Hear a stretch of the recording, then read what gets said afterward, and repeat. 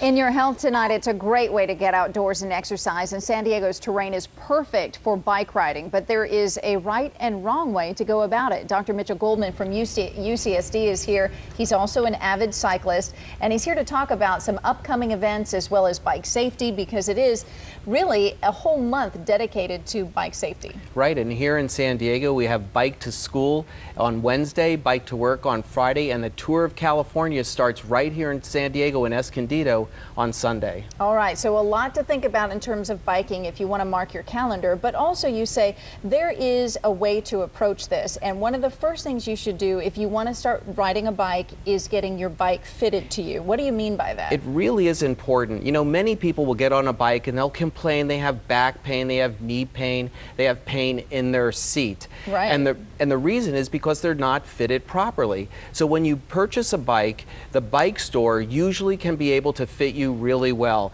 Sometimes it takes more than one fitting. So if you go on a bicycle and you just don't feel comfortable, you have to get it properly fitted. And that means raising or lowering your seat, moving your seat forward or back, and raising your handlebars up or down.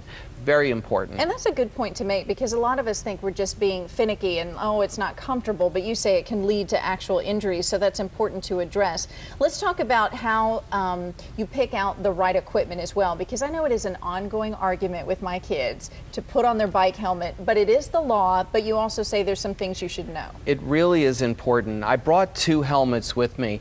One is my son's helmet, and you can see this is a typical kid's helmet. It's very well protected. A lot of padding on the inside with both styrofoam and foam. Very important to wear. It's like when we talk about high school kids with football injuries and head injuries and concussion, same thing can happen in cycling.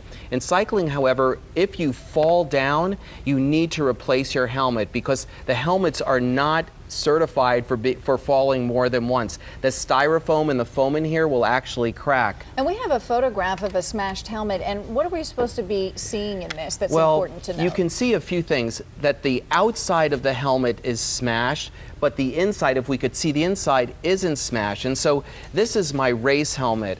And in racing helmets, they're much lighter, they're much more aerodynamic, cool air comes through, but the inside again has padding. And the whole idea is, if you hit the ground with this, you want the helmet to break, not your skull to break. Without a doubt. Let's talk gloves, because you brought some. I didn't even know you needed to wear gloves unless you were a serious racing cyclist. Well, some racing cyclists actually don't wear gloves because it makes their hands hot, but gloves are very important. You know, when you grip your handlebars, you're going to have pressure at different areas, and we can see on the screen that you can actually get pressure over something called the ulnar nerve, and that's how sometimes your hands will get numb. That could be from bike fitting, but from gloves. So they make a wide variety of gloves. This glove here has padding over the ulnar nerve.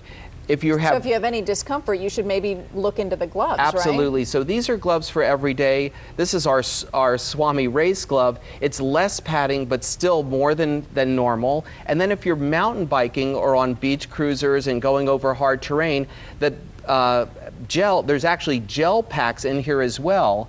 And that will definitely smooth things out, because if we want to enjoy our wonderful weather and our wonderful topography here in San Diego, we have to be safe about it. So helmets, proper fitting, proper gloves. And proper posture. That's yes. Another thing. What does that mean? Just sitting up straight, or? No, you want your back to be straight and not curved. And again, so not hunched over. Right. Going to your local bike shop, your people at your local bike shop will be able to get you positioned properly to make sure your posture is okay.